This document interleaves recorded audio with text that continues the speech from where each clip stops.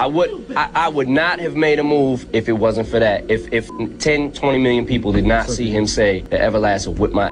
There was no call for it, dog. If you didn't want to be in the beef, then you should have stayed out of the beef. You shouldn't have opened your mouth with an opinion. That's it. So that's why I dissed him. There was a time when Snoop Dogg and Eminem weren't just collaborators. They were brothers in rhyme, united under the same musical godfather, Dr. Dre. Their chemistry was electric, their respect mutual, and their loyalty seemingly unbreakable. Both were molded by Dre's vision. One, a West Coast icon with a laid-back swagger. The other, a white kid from Detroit, whose rage and wit reshaped hip-hop. Together, they represented two sides of the same revolution. NBUT, as history has often shown. Even the tightest alliances in music can unravel in seconds. NBNTHE's spark that lit this feud didn't come from betrayal in the studio or business gone wrong. It came from something far more human, pride. In 2020, during what seemed like an ordinary interview, Snoop was asked to list his top 10 rappers of all time. Fans expected to hear Eminem's name among legends like Tupac and Biggie. But what came next shocked everyone. Snoop calmly dismissed Eminem from his personal list, claiming that without Dr. Dre's production, Slim Shady wouldn't even be a contender. It wasn't just the words, it was the tone. That cold, casual dismissal stung harder than any diss track could. NFOR Eminem, a man whose entire identity was built on respect earned, not given. This was a dagger. Coming from Snoop, a friend, a mentor's protege, someone he saw as family, it felt like a public betrayal. Eminem had been silent for most of his career's criticism. He'd been called too angry, too white, too controversial. But Snoop's words weren't from an enemy. They were from within the circle. And that made it personal. Then came the response, subtle, yet surgical. In his track, Zeus, from the deluxe edition of Music to Be Murdered By, Eminem dropped a line that froze the hip-hop world. "Last thing I need is Snoop Dogg me." It wasn't an explosion. It was a warning shot, a reminder that even legends could bleed if they crossed him. The verse wasn't filled with venom. It was laced with disappointment. The tone suggested not anger, but heartbreak. For Eminem, this wasn't about ego anymore. It was about loyalty that had quietly died. NNSNOOP, ever the cool-headed veteran, brushed it off. He called it family business, insisting the media had blown things out of proportion. But beneath the calm exterior, fans could sense the fracture. The brotherhood once built under Dre's roof was gone. In interviews that followed, Eminem explained that it wasn't just Snoop's opinion that hurt, it was the disrespect in his delivery. It was more about the tone he was using, Eminem said. Like, yo, where is this coming from? I just saw you. NNTHAT, one statement revealed everything. This wasn't a feud born from hate. It was born from confusion, from a friend blindsided by another's indifference. As the years passed, both artists moved on professionally, but that invisible tension never truly disappeared. They'd stand together again during the Super Bowl halftime show in 2022, a symbolic reunion that had fans hoping the Cold War was finally over. And maybe, in that moment it was. But history remembers what the heart forgets. NNTHE Snoop Eminem fallout wasn't just another celebrity spat. It was the unraveling of a legacy friendship, proof that in hip-hop, respect is a currency more valuable than fame. The two men who once stood side by side as brothers had turned into wary allies, separated not by beats or bars, but by pride. In the end, Snoop Dogg and Eminem's feud wasn't about who was the better rapper. It was about what happens when admiration turns into disappointment, when words meant for the world end up wounding the ones closest to you. And in a world built on rhythm and rivalry, that might be the deepest cut of all. Long before Eminem became a global symbol of lyrical ferocity, he was part of an unpredictable, experimental musical era, a time when rap rock reigned supreme, and Limp Bizkit's frontman, Fred Durst, was one of its loudest voices. The late 90s were chaotic, raw, and loud, and for a brief, shining moment, Eminem and Durst stood shoulder to shoulder, pushing boundaries together. Their collaboration on the remix of Turn Me Loose and appearances in shared studio sessions hinted at a creative chemistry rooted in rebellion. Both men were outsiders who rose to fame by flipping the bird at the establishment. NBUT, in the volatile world of fame, alliances can crumble faster than a beat drop. And this one did, explosively. And it began with a man named Everlast, a rapper-turned-rocker who had once been Eminem's friend, but later became one of his most vicious detractors. Their feud spiraled out of control when Everlast mocked Eminem's family, prompting M to fire back with "I Remember" and "Quitter." In that lyrical crossfire, Fred Durst and Limp Bizkit found themselves in a dangerous spot, right in the middle of someone else's war. And at first, Fred tried to stay neutral. He'd been cool with both sides, and hip-hop beefs weren't exactly new to him. But then came DJ Lethal, Limp Bizkit's turntablist, who made a fatal comment during a radio interview, claiming Everlast would mop the floor with Eminem in a fight. That offhand remark detonated like dynamite. Eminem, who viewed loyalty as sacred, felt betrayed. He had expected Durst to step in, to defend him publicly. Instead, Fred remained silent. In silence, in Eminem's world, was louder than any insult. Within weeks, Eminem responded not with a phone call, but with a diss track, "Girls." The song was raw, mocking, and venomous. He accused Limp Bizkit of cowardice, calling Durst a sellout, and mocking their music as empty noise compared to his own lyrical depth. He spat lines dripping with sarcasm, making it clear that anyone siding with his enemies would be treated as one. Fred Durst, true to his defiant persona, didn't respond musically, but he wasn't about to take the humiliation quietly. He fired back in interviews, laughing off Eminem's anger and suggesting that Slim Shady was too emotional. In one particularly biting jab, Fred implied that Eminem's tough persona was all performance, that behind the rage and the bleach blonde hair was someone craving attention. NTHE Public ate it up.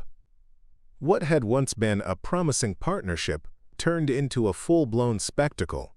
Fans took sides, hip-hop blogs fanned the flames, and MTV fueled the narrative of two rock-rap titans turned enemies.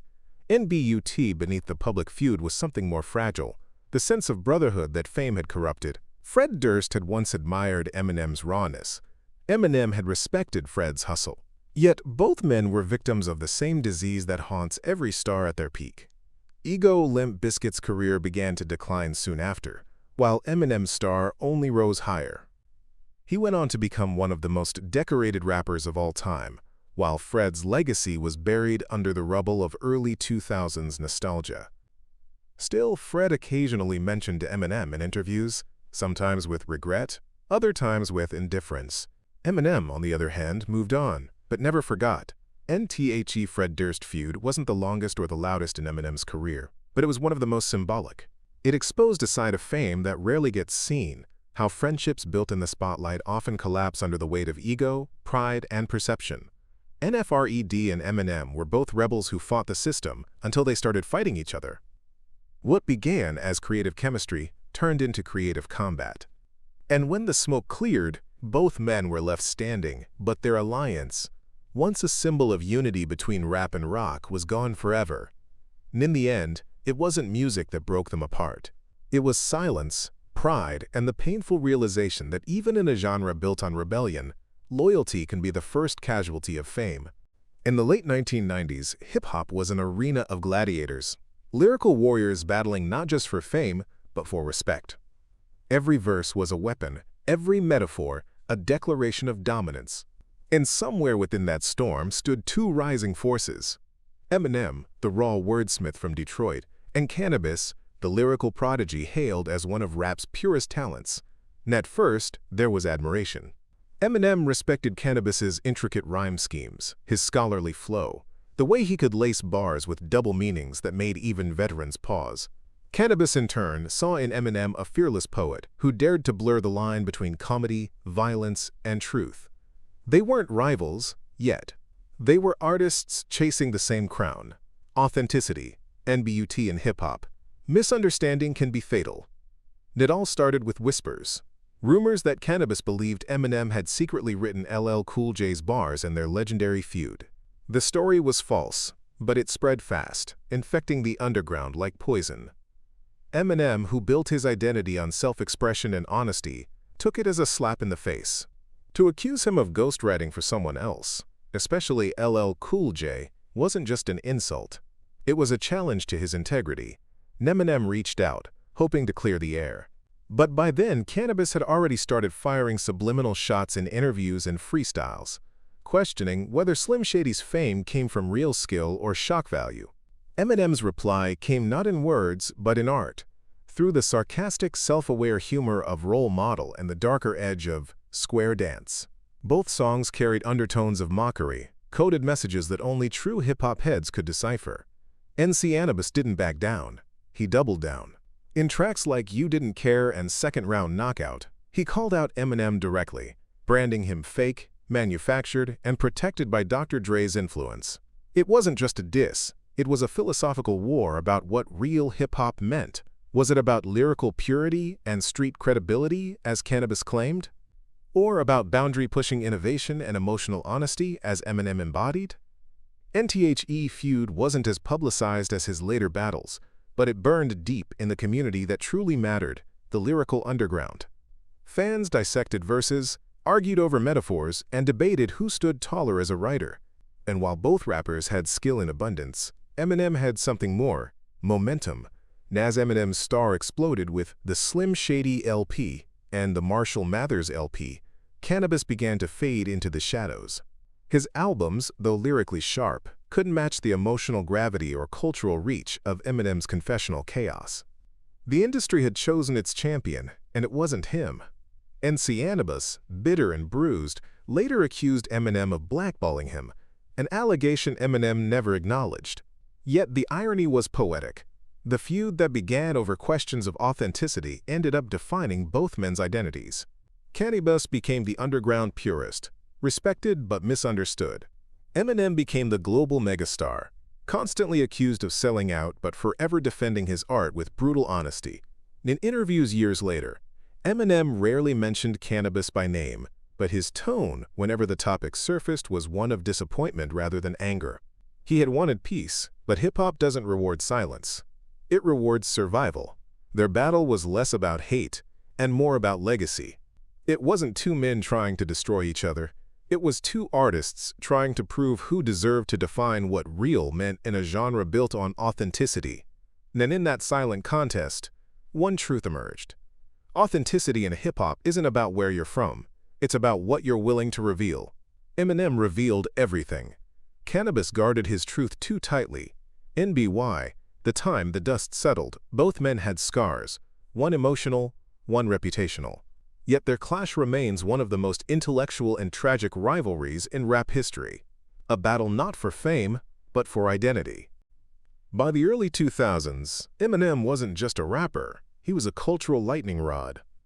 His words didn't just entertain, they provoked, polarized, and pierced through the safe walls of mainstream pop. Every lyric felt like a match tossed into a gasoline-soaked room. But when one of those sparks landed on Moby, the quiet, bald-headed face of electronic music and moral commentary, a different kind of war began. This one wasn't about street credibility or lyrical superiority. It was about ethics, art, and the soul of modern music itself. And at first glance, Moby and Eminem couldn't have been more different. Moby, the soft-spoken vegan activist, built his career on introspection and ambient melodies. He was the poster child of underground integrity, someone who made music for thought, not chaos. Eminem, on the other hand, was hip-hop's chaos incarnate. He thrived on outrage, wielding profanity like poetry, and wearing controversy as armor. Their worlds were never meant to collide, and yet they did, spectacularly. It began when Moby publicly criticized Eminem's lyrics in the early 2000s, particularly their violent and misogynistic themes. During an interview, he called Eminem's music, quote, dangerous, claiming that it encouraged hatred and normalized abuse. In another statement, he accused the rapper of hiding behind irony to justify cruelty. For Moby, it wasn't personal, it was principle. But for Eminem, who built his art around the idea of freedom of speech and emotional truth, it was an unforgivable offense. Eminem didn't just disagree, he detonated. On his 2002 hit Without Me, he aimed his venom squarely at Moby, mocking him in a verse that became instantly infamous. You 36-year-old bald-headed fag, blow me. It was crude, offensive, and completely on brand for Slim Shady. The insult wasn't just meant to hurt, It was designed to humiliate. The audience laughed, cheered, and replayed the line endlessly. In one brutal stroke, Eminem had turned Moby, the intellectual, into a punchline. NBUT. Moby didn't respond with music. He didn't drop a diss track or even a line. Instead, he did something that infuriated Eminem even more. He refused to play the game. Moby simply said he felt sad that Eminem had chosen to attack him. No anger, no bravado, just quiet disappointment. And that calm defiance, that refusal to engage, only stoked the fire. When the two men crossed paths at the MTV Video Music Awards later that year, tension buzzed through the room. Eminem heckled Moby from the stage, taunting him as the crowd looked on, half in shock, half in delight. The feud wasn't just a battle of words anymore, it was a cultural moment. On one side stood the artist who believed art should reflect chaos. On the other, the man who believed art should heal it. And in hindsight, their clash represented something larger than either of them. Moby and Eminem were symbols of a divided era, the moral conscience versus the unapologetic rebel. Moby's criticism struck at the heart of Eminem's creative philosophy, that art should never be censored, even when it offends. Eminem's response, meanwhile, exposed how deeply he internalized judgment, how every moral critique felt like a personal betrayal. Years later, Moby admitted he had no hard feelings. He even said he understood Eminem's anger, describing him as a brilliant artist who was struggling with demons. But Eminem never publicly apologized. In his world, words were weapons, and to take one back was to admit defeat. Their feud, unlike most in hip-hop, wasn't about ego, it was about ideology.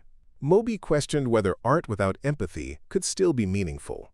Eminem argued that empathy without honesty was hypocrisy. And in that philosophical deadlock, both men were right and wrong at the same time. It was a clash between morality and mayhem, between the man who whispered truth and the man who screamed it. And though the battle ended years ago, its echoes still linger. A reminder that sometimes the deepest wars in art aren't fought with fists or beats, but with beliefs. In the shimmering pop universe of the early 2000s, Christina Aguilera was the golden voice of empowerment, a rising icon of confidence, control, and undeniable talent.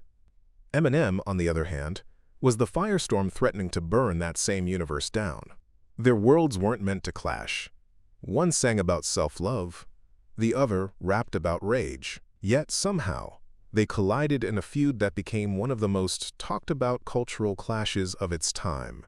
A brutal confrontation between misogyny and female defiance, between the real Slim Shady and the real Christina Aguilera. And it started innocently enough, almost flirtatiously. Eminem had mentioned Christina in early interviews, calling her cute and even hinting that he had a little crush.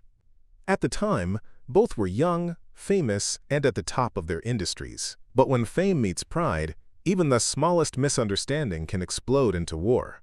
During an MTV special in 1999, Christina made what she thought was a harmless comment. She mentioned that Eminem was married to his longtime love, Kim Mathers, and, perhaps without realizing it, implied that their relationship might have its ups and downs. It was gossip, casual celebrity chatter, nothing out of the ordinary for MTV in the late 90s. But to Eminem, it was a violation. Someone digging into his private pain for the sake of entertainment. And if there's one thing the world should have known by then, it's that Eminem never lets a slight go unanswered. In 2000, he dropped The Real Slim Shady, one of the most iconic and controversial songs in pop culture history.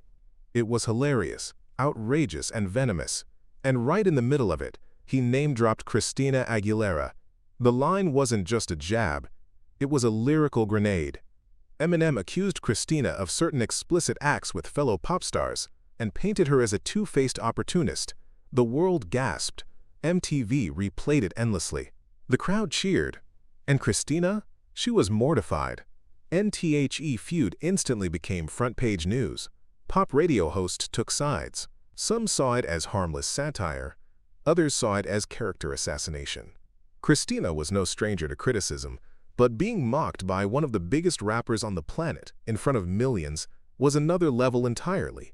In interviews, she tried to take the high road, saying she was disappointed that Eminem would attack her so personally. But behind that composure, the wounds were deep. And then came Can't Hold Us Down in 2002, Christina's musical counterpunch. The anthem was a fierce, unapologetic response not only to Eminem, but to the entire culture of male dominance in the industry. With lines about double standards and silenced women, she reclaimed the narrative. It wasn't just a song, it was a statement. While Eminem's diss had been born from anger, Christina's response was born from empowerment, and it resonated with millions of young women who were tired of watching female artists be targets for mockery. And ironically, as the years passed, both matured and perspective softened the edges. In 2018, Christina addressed the feud once more, calling it, quote, a crazy time, and admitting she had moved on. She even expressed understanding, saying that Eminem was in a very different headspace back then. Eminem, too, later hinted in interviews that some of his old lyrics crossed lines he wouldn't cross today. Though he never directly apologized, his silence spoke volumes, a rare concession from a man who rarely conceded anything. Their feud became a cultural marker, not just of early 2000s celebrity chaos, but of a shifting era in gender politics. Christina Aguilera refused to play the victim, and in doing so, she changed the tone of female empowerment in pop. Eminem, meanwhile, learned that even the sharpest tongue has consequences, and it was a war of words that exposed the fault lines of fame, where every lyric, every soundbite, every offhand comment could ignite a global firestorm. Yet, in the end, both survived, both evolved, and both proved that sometimes the fiercest battles create the strongest artists. If there was ever a feud that crossed every line imaginable, it was Eminem versus Ja Rule. This wasn't just rap beef, this was all-out war. A battle that dragged families, friends, and reputations into the fire. What began as a rivalry between Ja Rule and 50 Cent spiraled into something much darker when Eminem stepped in, not for fame, but for blood loyalty. In the early 2000s, Ja Rule was a dominant force. With Murder Inc. ruling the charts in hits like Always on Time and Livin' It Up flooding the airwaves, Ja was the smooth-talking, radio-friendly rapper who had successfully blended hardcore swagger with R&B glamour. 50 Cent, on the other hand, was the hungry newcomer, raw, unfiltered, and rising fast under the wing of Dr. Dre and Eminem. When 50's Wonksta mocked Ja's credibility, the shots were fired and the lines were drawn. Eminem initially watched from the sidelines. He had his own battles, critics, pop stars, moral crusaders. But this one hit closer to home. 50 Cent wasn't just an artist he signed. He was a brother in arms, part of the Shady/Aftermath family. And when Ja Rule retaliated by going after 50, he made a fatal mistake. He brought Eminem's family into it. In a shocking diss track, Ja Rule crossed the uncrossable. He insulted Eminem's daughter, Haley, dragging her name through the mud in one of the most vicious lines hip-hop had ever heard.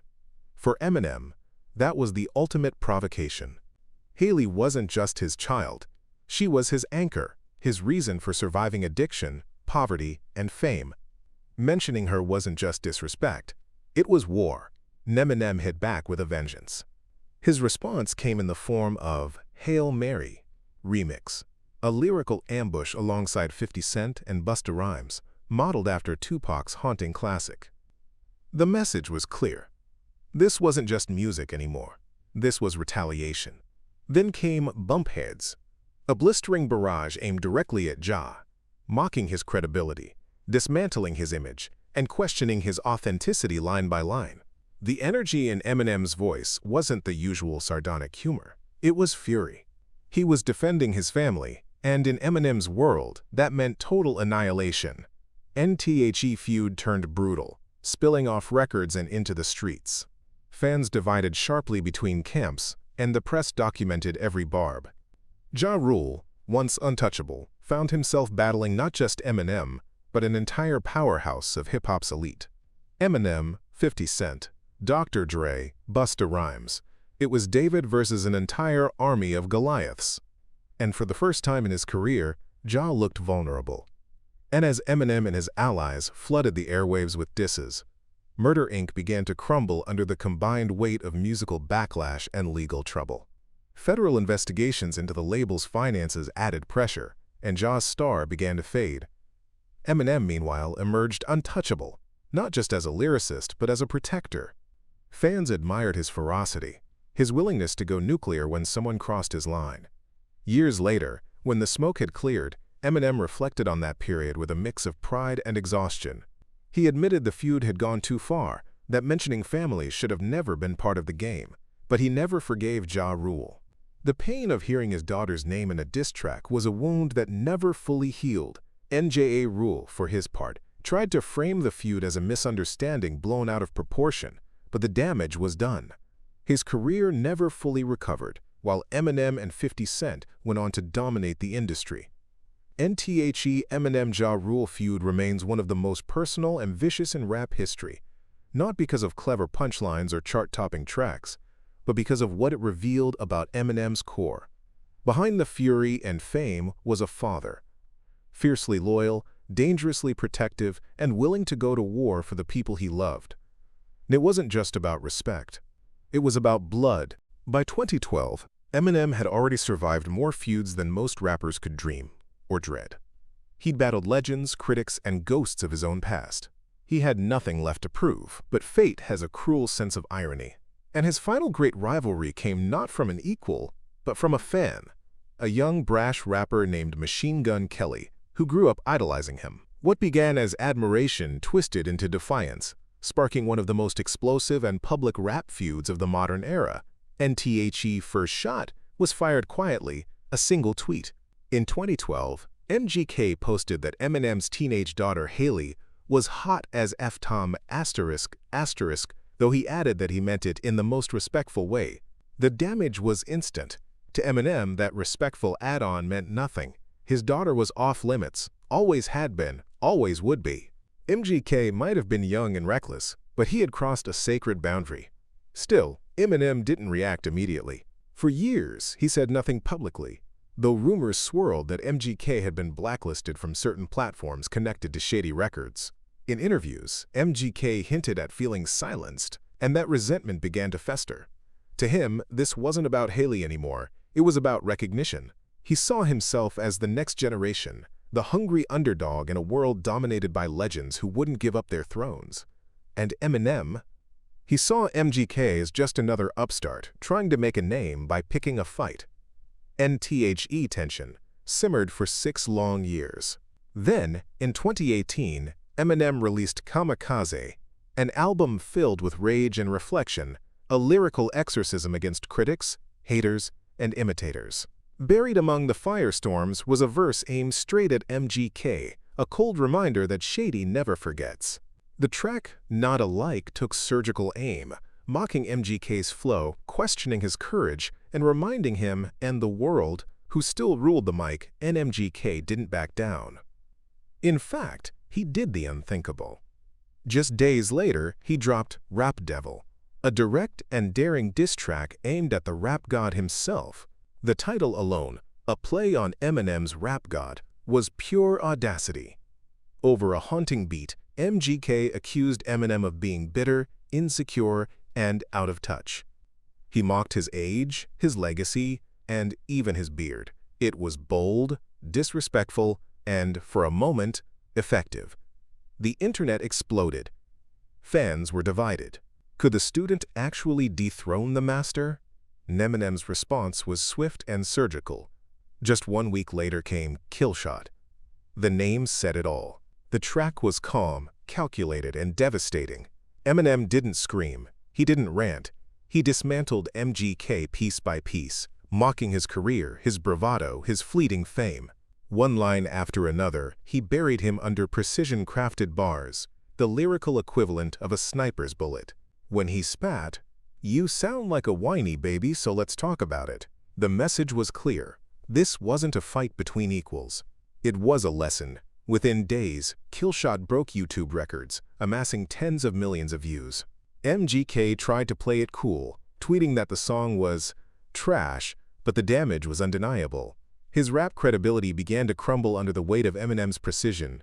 Soon after, MGK pivoted, trading rap battles for guitars, shifting into pop-punk. To the world, it looked like surrender disguised as reinvention. Years later, both men would downplay the feud. MGK claimed he'd moved on, calling the fight a moment in time. Eminem, ever the tactician, dismissed him with a smirk, calling the beef done. But to fans, it was more than a moment. It was the last great lyrical war of its kind. Raw, public, and unfiltered, NTHE Eminem MGK feud closed an era. It wasn't about streets or betrayal or industry politics. It was about legacy, the old guard defending its throne against a challenger too young to understand what he'd unleashed. In the end, MGK learned what so many before him had discovered the hard way. When you go after Eminem, you don't get a fight, you get a finish. And with Killshot, Eminem didn't just win the battle. He sealed his legend as the last man standing in the art of lyrical war.